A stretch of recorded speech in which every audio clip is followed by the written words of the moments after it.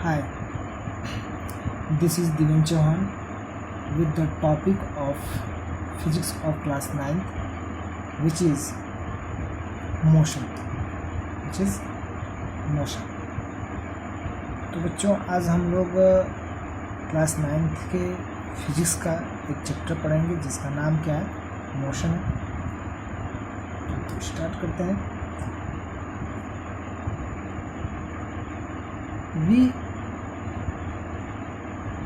अगर हम बात करें ऐसे नॉर्मली कि मोशन क्या होता है, तो वो हम कैसे पता कर सकते हैं कि कोई बॉडी मोशन में है या रेस्ट में है। मीन्स अगर हम अपने सराउंडिंग्स के ऑब्जेक्ट को देखते हैं तभी तो ये डिसाइड करते हैं कि ये ऑब्जेक्ट जो है मोशन में है या ये ऑब्जेक्ट जो है वो रेस्ट में है। वो किस पे डिपेंड करता है, उसके मूवमेंट पे।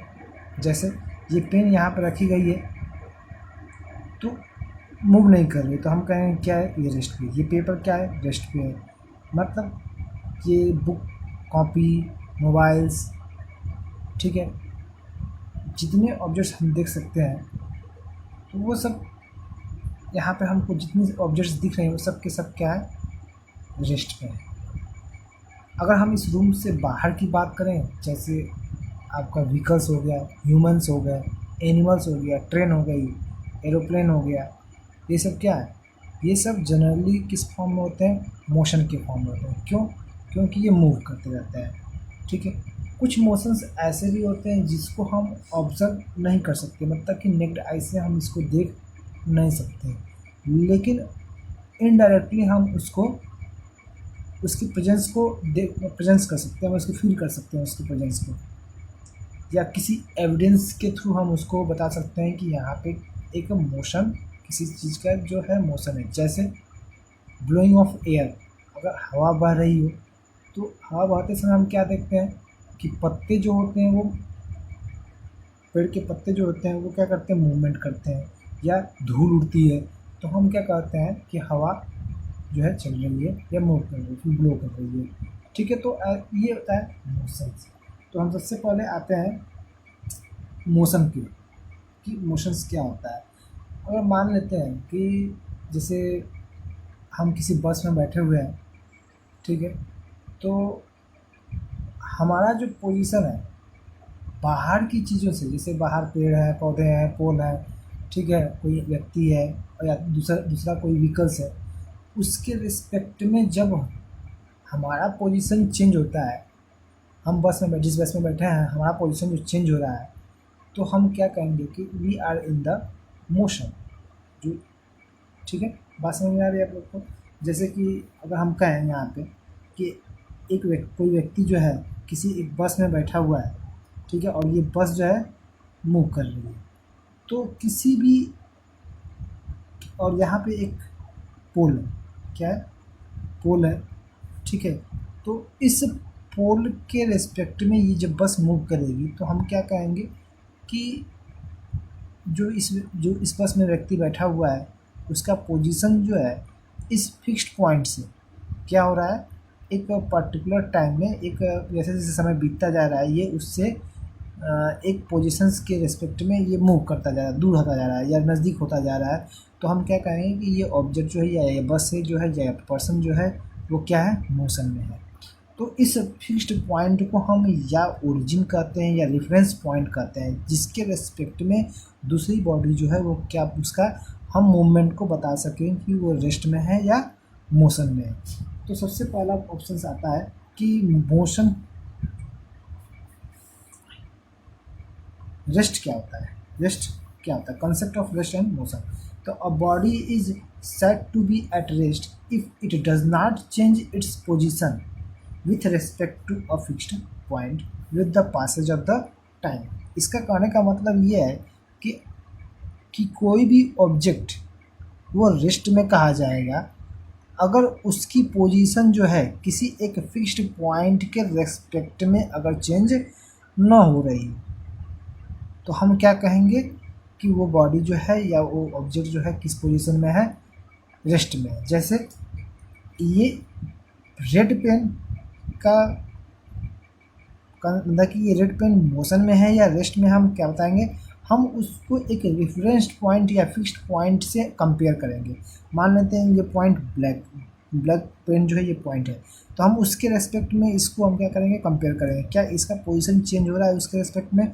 नहीं चेंज हो रहा है, तो हम कहेंगे कि तब ये पेन जो है किस पोजीशन में है, रेस्ट पोजीशन में है। अगर उसकी पोजीशन में अगर ये जैसे ही मूव कर रहा है, ऐसे ऐसे मूव करते हुए हम दूसरी तरफ लेके जा रहे हैं, ठीक है, अब इस रेफरेंस पॉइंट के रेस्पेक्ट में इसका पोजीशन क्या हो रहा है, चेंज हो रहा है, तो हम कहेंगे कि ये पेन क्या है, मोशन में है। तो a body is said to be in motion if its changes its position continuously with respect to a fixed point with the passage of the time. तो ये होता है कि आपका रेस्ट और मोशंस का डेफिनेशन। तो रेस्ट में आप क्या कहेंगे कि अगर कोई बॉडी जो है उसकी पोजीशन चेंज नहीं हो रही हो किसी एक फिक्स्ड पॉइंट से, तो पासेज ऑफ द टाइम मतलब कि जैसे जैसे समय बीत रहा हो उस फिक्स्ड पॉइंट से उसका कोई मूवमेंट ना हो रहा हो, उस पोजीशन को हम क्या कहेंगे, रेस्ट कहेंगे, और उसका वाइस वर्सा हम क्या कहेंगे, मोशन कहेंगे। यहाँ पर दूसरा टर्म्स जो है, rest and motions are the relative terms. कहा जा रहा है कि रेस्ट और मोशन जो होता है वो एक दूसरे के रिलेटिव होते हैं। तो इसको एग्जाम्पल से समझिएगा कि कैसे, ठीक है। सपोज दैट कि एक ट्रेन में, और ट्रेन में कोई एक पर्सन बैठा हुआ है, ठीक है, कोई पर्सन बैठा हुआ है और ये खिड़की से बाहर दिख रहा है। तो खिड़की से बाहर उसको एक पेड़ दिख रहा है, चाहे पोल दिख रहा है, ट्रीज दिख रहे हैं, तो उसके रिस्पेक्ट में ये जब ट्रेन मूव कर रही होगी तो इन सब के रिस्पेक्ट में इसकी पोजीशन क्या हो रही होगी, चेंज हो रही होगी। तो हम क्या कहेंगे कि ये पर्सन जो है किस में है, मोशन में है। लेकिन इसी पर्सन का अगर हम उस ट्रेन के कंपार्टमेंट के दूसरे सीट से करें या उस कंपार्टमेंट में जहाँ वो व्यक्ति बैठा हुआ है उसके सामने वाली सीट से कंपेयर करें या उसमें लगे हुए पंखे से कंपेयर करें कि उसका पोजीशन क्या हो, उसका इसमें क्या है, तो हम क्या देखेंगे कि उसके रिस्पेक्ट में इसकी पोजीशन जो है चेंज नहीं हो रही है। तो उस समय ये क्या कहलाएगा, ये तो रेस्ट में है, ठीक है। जैसे आप ट्रेन में, सपोज दैट अपना एग्जांपल लेके समझिए आप कि आप ट्रेन से जा रहे हैं, ठीक है, और प्लेटफॉर्म से आपके रिलेटिव्स क्या कर रहे हैं, आपको सी ऑफ कर रहे हैं, आपको अलविदा कर रहे हैं, ठीक है, आप जाइए। तो आप क्या करेंगे, जब ट्रेन चल देगी तो आप उनके रिस्पेक्ट में आपकी पोजीशन क्या होगी, धीरे धीरे चेंज होने लगेगी। लेकिन जिस सीट पे आप बैठे हैं उसके ऊपर वाले पंखे के रिस्पेक्ट में अगर आपको देखा जाए तो वो क्या होगा, वो आप उसके रिस्पेक्ट में रेस्ट में है। तो ये कंसेप्ट आता है रेस्ट एंड मोशंस, मतलब कि एक ऑब्जेक्ट का श्योरिटी नहीं है कि वो रेस्ट में है या मोशन में है, वो डिपेंड किस पे कर रहा है, एक फिक्स्ड पॉइंट पे डिपेंड कर रहा है, किस हम फिक्स्ड पॉइंट से उसको कंपेयर कर रहे हैं। तो एक एन ऑब्जेक्ट, कोई भी एक ऑब्जेक्ट हो, can be in motion in the relation to one object which it can be at rest in the relation to the another object at the same instant of time। एक ही समय में, ये नहीं कि अलग अलग समय में, एक ही समय में अगर कोई ऑब्जेक्ट किसी एक दूसरे ऑब्जेक्ट से कंपेयर किया जा रहा है तो मोशन में है, और किसी और दूसरे ऑब्जेक्ट से कंपेयर किया जा रहा है तो उसी समय तो वो रेस्ट में है। तो ऐसे टर्म्स को हम क्या कहेंगे कि वो रेस्ट और मोशंस क्या है, एक दूसरे के रिलेटिव टर्म्स हैं। बात समझ में आ गई होगी। नेक्स्ट पॉइंट आता है हम लोग का टाइप्स ऑफ मोशन। तो कुछ टाइप्स होते हैं मोशंस के, जैसे rectilinear motion, curvilinear motion, rotatory motion, oscillatory motion और वाइब्रेटरी मोशन, ठीक है। सबसे पहले हम बात करेंगे रेक्टिलिनियर मोशन। ये एक ऐसा मोशन है जिसमें हम ऑब्जेक्ट को कैसे मूव कराते हैं, स्ट्रेट पाथ। किसमें मूव कराते हैं, स्ट्रेट पाथ। और हम कहें कि रेक्टिलिनियर मोशन किसे कहेंगे, तो कहें आप सीधे सीधे कहिएगा कि एक ऐसा ऑब्जेक्ट जो एक स्ट्रेट पाथ पे ट्रेवल कर रहा हो, ऐसे मोशंस को हम क्या कहेंगे, रेक्टिलिनियर मोशन, ठीक है। For example a car moving on the road,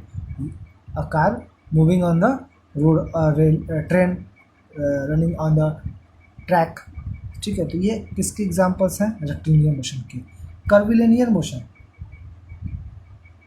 curved path, किसकी बात करें, कर्व्ड पाथ की या पैराबोलिक पाथ की। मतलब कि जैसे हम खेलते हैं, किसी बाल को फेंकते हैं, किसी गेंद को हम फेंकते हैं, तो वो कैसे मूव करता है, ये ऐसे कर बनाते हुए एक व्यक्ति से दूसरे व्यक्ति के हाथ में जाता है। तो ऐसे पाथ जो कवर करते हैं, ऐसे मोशंस को हम क्या कहते हैं, कर्विलिनियर मोशन कहते हैं। जैसे ज्यूलियन थ्रो होता है, जो शॉर्ट पुट हम जो गेंद खेलते हैं, फेंकते हैं, वो एक क्या है, कर्विलिनियर मोशन है।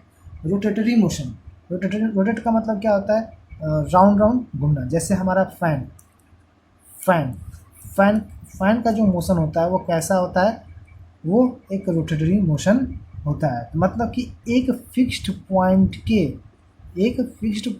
के चारों तरफ रोटेट करने को ही, मूवमेंट को ही हम क्या कहते हैं, रोटेटरी मोशन कहते हैं। जैसे ये फिक्स्ड पॉइंट है और इसके चारों तरफ रोटेट करना ही हम क्या कहलाएगा, ये एक rotatory motion. Oscillatory motion,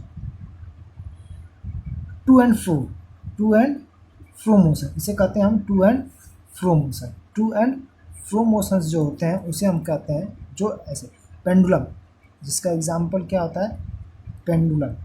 pendulum हमारा कैसा मोशन करता है, टू एंड फ्रो मोशन। जैसे ये हम बॉब, जो हमारा बॉब होता है, वो कैसा मोशन करता है, बॉब ये कभी यहाँ पे आ जाएगा, फिर ऐसे जाता है। ऐसे मोशंस को हम क्या कहते हैं, टू एंड फ्रो मोशंस। तो ऐसे object which show to and fro movement, that motion is known as the oscillatory motion. For example, the movement of the pendulum. Vibratory motion, vibratory motion तो vibrate मतलब कि एक ही place पे movement करना, to and fro, back and forth, इसे कहते हैं बैक एंड फोर्थ, आगे पीछे होना, फास्ट मूवमेंट। ठीक है। For example string of sitar, जो सितार होता है उसके जो स्ट्रिंग्स होते हैं वो कैसा मोशन दिखाते हैं, वाइब्रेटरी मोशंस। मतलब बैक एंड फोर्थ, मतलब आगे और पीछे होना, एक फास्ट मूवमेंट में आगे और पीछे होने वाले मोशंस को ही कहते हैं क्या है, वाइब्रेटरी मोशन, जिसका एग्जांपल होता है स्ट्रिंग ऑफ सितार। अच्छा, एक चीज़ आती है इसमें, एक वर्ड आता है मैकेनिक्स, एक साइंस होती है मैकेनिक्स। ठीक है। तो मैकेनिक्स एक सब्जेक्ट होता है, अगर बात करें तो एक सब्जेक्ट होता है जिसमें हम बात करते हैं किसकी, कि यह एक ब्रांच होती है किसकी, साइंस की, branch of science which deals the study of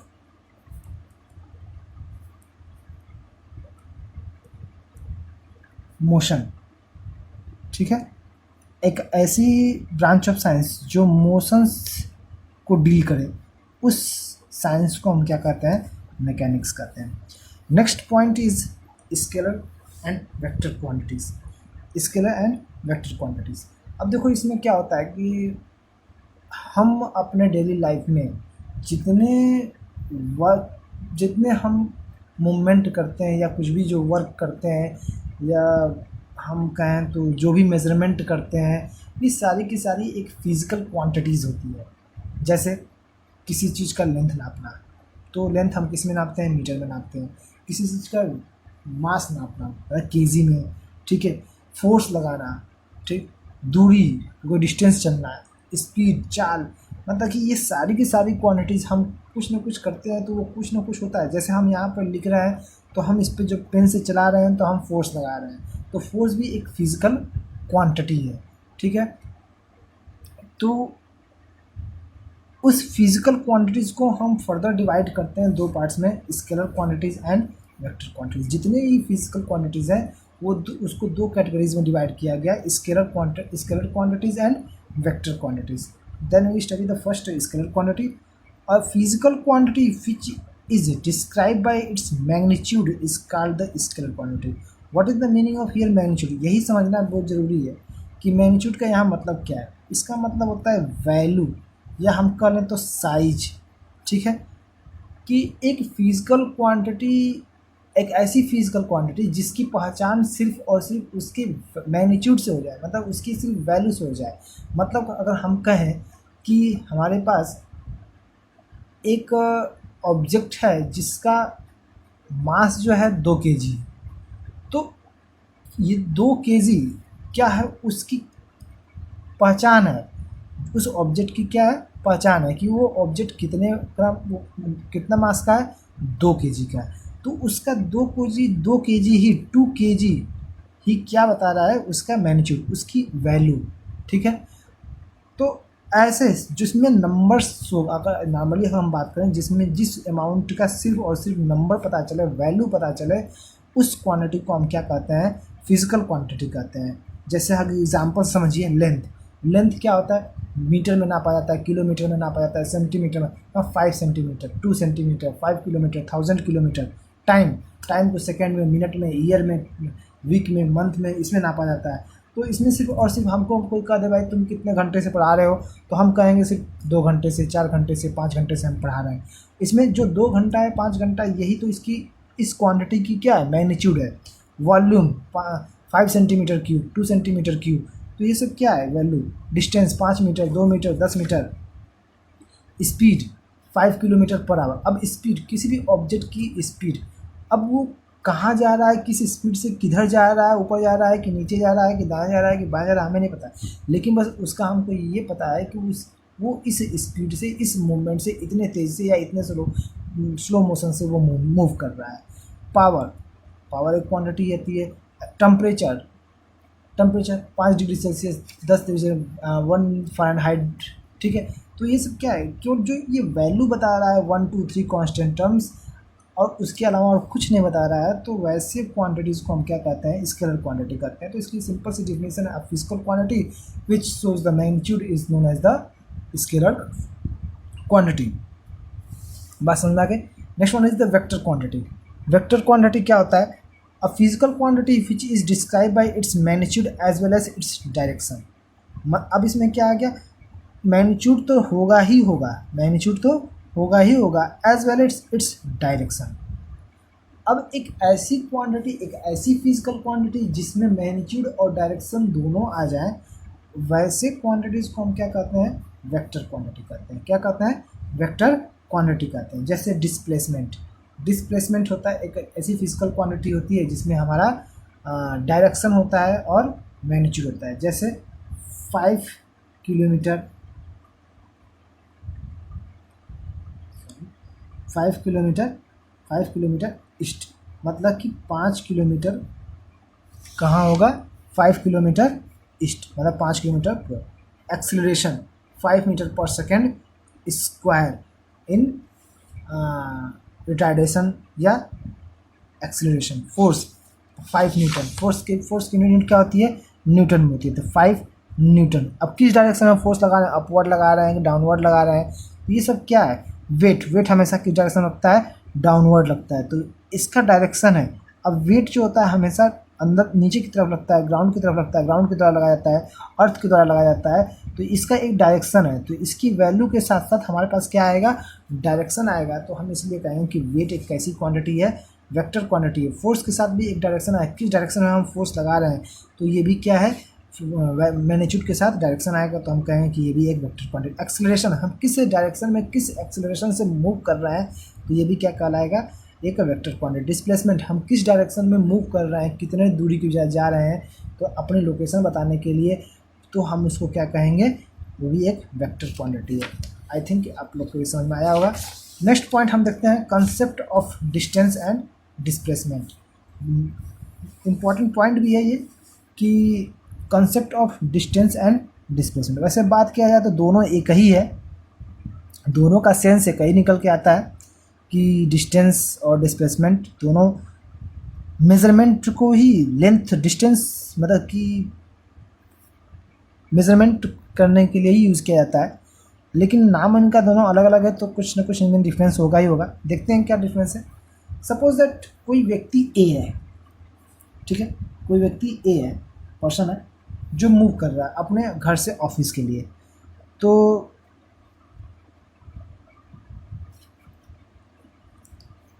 मान लेते हैं वो पॉइंट एच से अपने होम से घर से निकल रहा है, पहले ऐसे गया,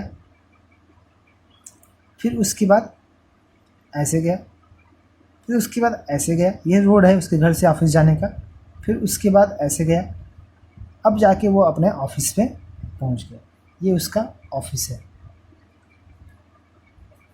तो अगर हम बात करें इसमें डिस्टेंस क्या है और डिस्प्लेसमेंट क्या है, तो मान लो कि वो यहाँ से यहाँ तक 2 किलोमीटर गया, फिर यहाँ से यहाँ तक 3 किलोमीटर गया, फिर यहाँ से यहाँ तक वो 2 किलोमीटर गया, फिर यहाँ से यहाँ तक वो 3 किलोमीटर गया।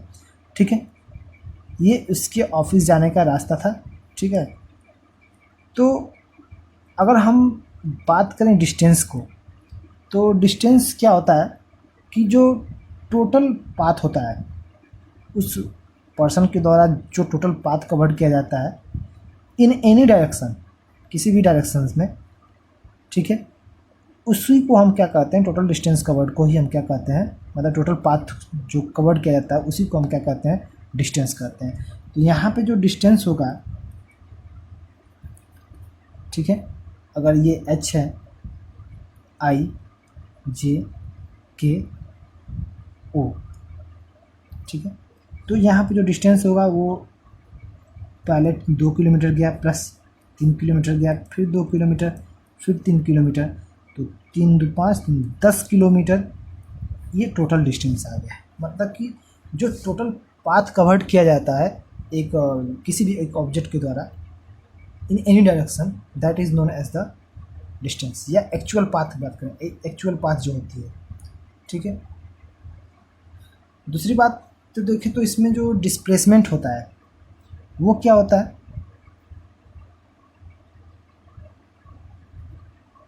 डिस्प्लेसमेंट हमारा जो होता है वो इनिशियल पॉइंट और फाइनल पोजीशन, मतलब इनिशियल पोजीशन और फाइनल पोजीशन के बीच का जो डिस्टेंस होता है उसी को हम क्या कहते हैं,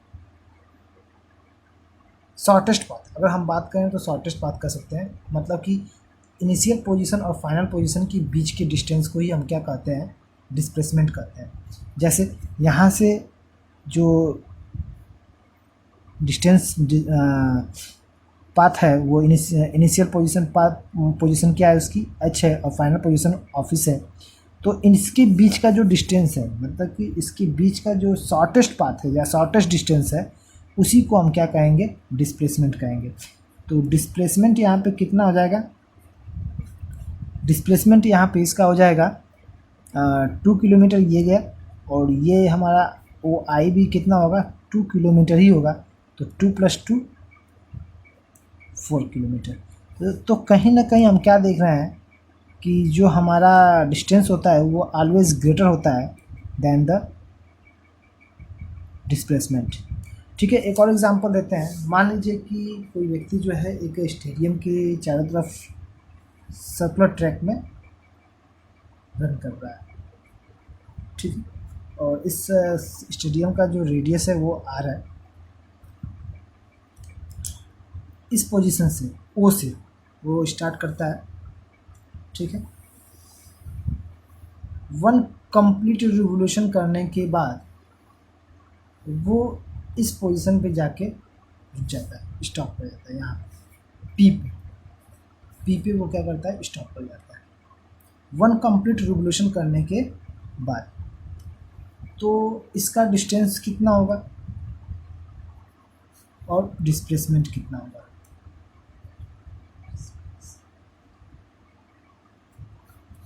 तो कैसे बताएंगे, देखो डिस्टेंस कितना होगा, 1 रिवोल्यूशन, मतलब 1 रिवोल्यूशन तो कंप्लीट किया, प्लस पूरा 1 रिवोल्यूशन क्या किया, कंप्लीट किया, प्लस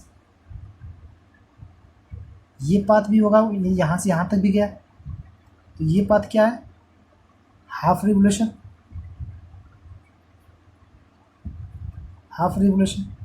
तो 1 revolution is equal to 2 pi r, circumference of the circle, और half of the same circumference कितना होगा, पाई आर, मतलब कि टोटल डिस्टेंस वो कवर किया है 3 पाई आर। बात समझ आ रही है, एक कंप्लीट 2 पाई आर और हाफ कितना हो जाएगा, पाई आर, 3 पाई आर। लेकिन अगर बात करें हम इस डिस्प्लेसमेंट की, डिस्प्लेसमेंट क्या होता है? The difference between the initial position and final position. Initial position O था और फाइनल पोजीशन पी है, तो इसके बीच का जो शॉर्टेस्ट पाथ है, शॉर्टेस्ट पाथ है, वही हमारा क्या होगा? वही हमारा डिस्प्लेसमेंट होगा। तो ये हमारा पोजीशन मान लेते हैं सेंटर था सी, तो ये जो रेडियस होता है सी से सेंटर से बाउंड्री दूरी रेडियस, ये भी आर होगा। तो r plus r that is equal to 2r। ठीक है, एक कॉन्सेप्ट और आता है इसमें, समझ में आ गया होगा आप लोग को बात। जैसे एक व्यक्ति है जो यहाँ से चलना स्टार्ट किया ए से, और चलते चलते वो यहाँ तक गया बी तक, और बी से कहाँ चला गया? सी तक। ठीक है, तो अगर ये 4 किलोमीटर है और ये 3 किलोमीटर है, तो टोटल डिस्टेंस कितना हो जाएगा अपने ऑफिस तक, मतलब कि यहाँ से यहाँ तक का टोटल डिस्टेंस? तो इसका टोटल डिस्टेंस होगा 7 किलोमीटर होगा ना, 4 + 3 7 किलोमीटर। लेकिन अगर हम डिस्प्लेसमेंट की बात करें, डिस्प्लेसमेंट की बात करें तो क्या होगा? तो डिस्प्लेसमेंट हम यहाँ से क्या कहेंगे? Shortest path. तो शॉर्टेस्ट पाथ इसमें कौन सी बनेगी? ए से सी तक, ये ए से सी तक। तो कैसे निकालेंगे? तो ये क्या देख रहे हैं? एक राइट एंगल ट्रायंगल बन जा रहा है। क्या बन जा रहा है? एक राइट एंगल ट्रायंगल बन रहा है। तो इसको हम क्या करेंगे? कन्वर्ट करेंगे। कन्वर्ट कर रहे हैं इसको हम पाइथागोरस थ्योरम। कौन सा थ्योरम यूज़ करेंगे? पाइथागोरस थ्योरम यूज़ करके हम इसको सॉल्व करेंगे। कैसे? पाइथागोरस थ्योरम यूज़ करेंगे। तो पाइथागोरस थ्योरम क्या कहता है कि ए बी का स्क्वायर प्लस बी सी का स्क्वायर इजकल टू ए सी का स्क्वायर। ए बी का स्क्वायर 4, ए बी का स्क्वायर कितना होगा? 4 का स्क्वायर प्लस 3 का स्क्वायर जो ए सी स्क्वायर के बराबर होगा। तो 16 और 9 जो ए सी स्क्वायर के बराबर है, तो इसका फाइनल आंसर कितना आ जाना चाहिए? ए सी स्क्वायर बराबर 25, तो ए सी बराबर 5 किलोमीटर। मतलब ये डिस्टेंस जो आएगी वो कितनी आएगी? 5 किलोमीटर। ये था आपका concept of distance and displacement. इस पर एक नेक्स्ट पॉइंट आता है डिफरेंस। ये इंपॉर्टेंट पॉइंट है, इसको पढ़िएगा अच्छे से। What is the difference between the distance and displacement? तो ये आप इसको एक बार नोट कर लीजिएगा कि ये डिफरेंस है, हम समझा भी देते हैं। पहला point, the actual length of the path travelled by a moving body in any direction that is known as the distance. हम शुरू में बताएं कि डिस्टेंस क्या होता है? Actual length of the path, मतलब कि एक व्यक्ति जितना रास्ता कवर कर लेता है अपने मूवमेंट के ड्यूरेशन में, तो वो जो पाथ होता है उस पाथ का जो लेंथ होता है वही क्या कहलाता है? डिस्टेंस कहलाता है। लेकिन जो डिस्प्लेसमेंट होता है, द शॉर्टर डिस्टेंस जो स्ट्रेथ होता है, measured between the initial and final position of a moving body in a particular direction that is known as the displacement. Distance का क्या है? ये एक स्केलर क्वांटिटी है। क्यों? क्योंकि इसमें हमारा कोई भी डायरेक्शन नहीं है। लेकिन डिस्प्लेसमेंट में क्या है? एक पार्टिकुलर डायरेक्शन में मूव कर रहा है, एक पार्टिकुलर डायरेक्शन में मूव कर रहा है, इसीलिए इसके साथ ये एक वेक्टर क्वांटिटी है, मैग्नीट्यूड प्लस डायरेक्शन दोनों आ रहा है। हमारा डिस्टेंस जो होगा हमेशा और हमेशा क्या होगा? पॉजिटिव होगा। हम नेगेटिव डिस्टेंस कभी नहीं कवर करते हैं, हम हमेशा कैसा डिस्टेंस कवर करते हैं? पॉजिटिव। और डिस्टेंस कभी भी जीरो नहीं हो सकता है, जीरो नहीं हो सकता है, निगेटिव भी नहीं हो सकता है, निगेटिव ही नहीं हो सकता है। ठीक है, हमेशा क्या होगा? पॉजिटिव होगा। लेकिन हमारा जो डिस्प्लेसमेंट होता है वो पॉजिटिव, निगेटिव और जीरो तीनों हो सकते हैं। पॉजिटिव भी हो सकता है, निगेटिव भी हो सकता है और जीरो भी हो सकता है। फॉर एग्जांपल कि अगर एक व्यक्ति इस पोजीशन से स्टार्ट कर रहा है दौड़ना और फिर से इसी पोजीशन पे आके रुक जा रहा है, तो उस केस में डिस्प्लेसमेंट क्या हो जाएगा? जीरो हो जाएगा। क्यों? क्योंकि उसका इनिशियल और फाइनल पोजीशन दोनों क्या हो गए? सेम हो गए। तो इनिशियल में फाइनल माइनस इनिशियल क्या हो जाएगा? जीरो हो जाएगा। लेकिन सपोज दैट कि कोई व्यक्ति यहाँ से चलना स्टार्ट किया, ठीक है, यहाँ से चलना स्टार्ट किया, 5 किलोमीटर इस पोजीशन से गया, फिर वो बैक किस पोजीशन पे आ गया, इधर, ठीक है, कहाँ आ गया, इधर। तो ये बताया जाए कि उसका 2 किलोमीटर इधर आ गया, तो अब ये बताया जाए कि उसका डिस्प्लेसमेंट कितना होगा। तो डिस्प्लेसमेंट क्या होगा, इसकी ये इनिशियल पोजीशन थी और ये फाइनल पोजीशन, तो 0 माइनस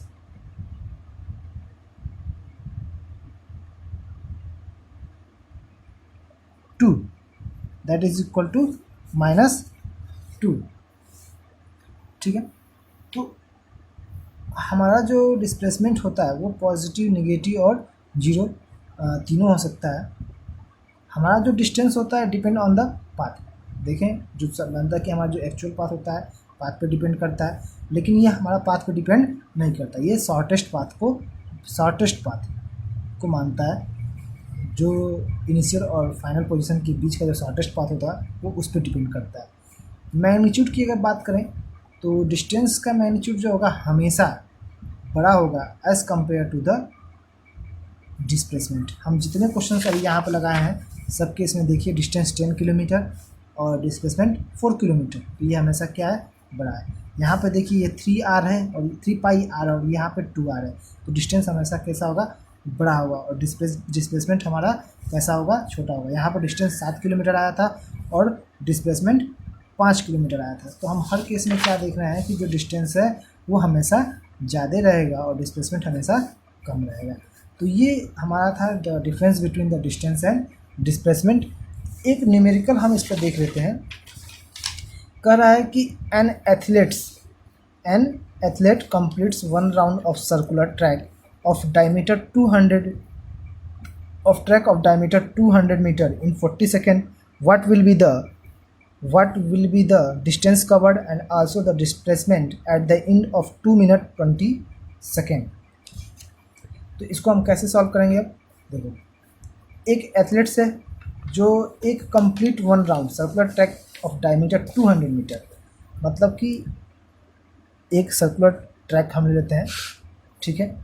इसका जो डायमीटर है वो कितना है, 200 है, तो इसका रेडियस कितना हो जाएगा, 100 मीटर। आर की वैल्यू कितनी हो जाएगी, 100 मीटर, ठीक है। और एक कंप्लीट रिवोल्यूशन करने में वो 40 सेकेंड लगा रहा है, टाइम 40 सेकेंड, ठीक है। तो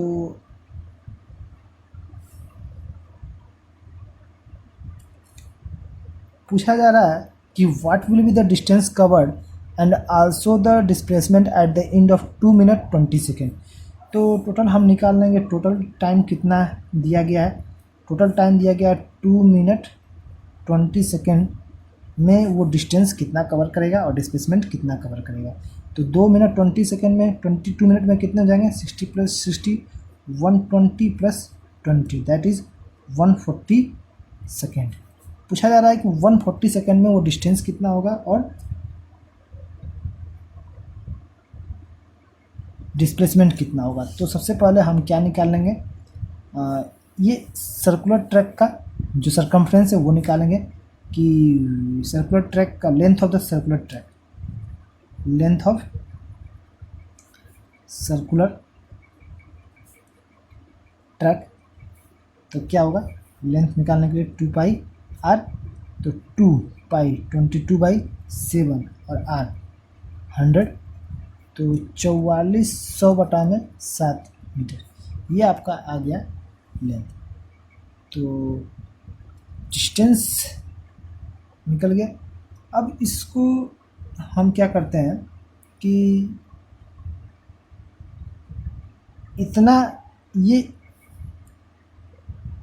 इतना डिस्टेंस जो है, इतना भी लेंथ कवर करने के लिए उसको कितना टाइम लग रहा है, 40 सेकेंड। मतलब एक राउंड का लेंथ ये आ गया 44/44 100/7। तो हम कह सकते हैं क्या, डिस्टेंस कह सकते हैं कि डिस्टेंस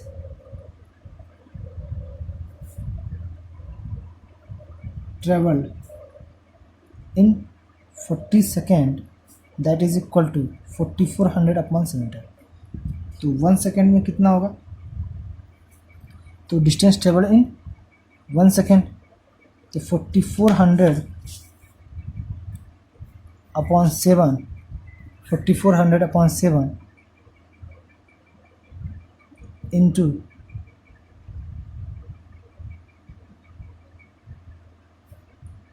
सीधे सीधे हम निकाल लेते हैं 140 सेकेंड का, 150 तो इंटू 140 अपॉन 40 हो जाएगा। तो अब इसको सॉल्व करेगा तो 0 7 दूना के 14 और 4 1 जा 4 4 1100 11 2 या 2200 मीटर डिस्टेंस वो ट्रेवल करेगा 2200 मीटर। अब हमको क्या फाइंड करना है, ये हमारा क्या आ गया, डिस्टेंस आया, डिस्टेंस, ठीक है, ये हमारा डिस्टेंस आ गया जो ट्रेवल करेगा 2 मिनट 20 सेकेंड में। अब हमें डिस्प्लेसमेंट निकालना है, तो डिस्प्लेसमेंट कैसे निकलेगा, डिस्प्लेसमेंट निकालने के लिए हमको क्या करना होगा, हमें ये निकालना होगा कि 2200 में 2200 मीटर में 2200 मीटर में कितने रिवोल्यूशन बनेंगे।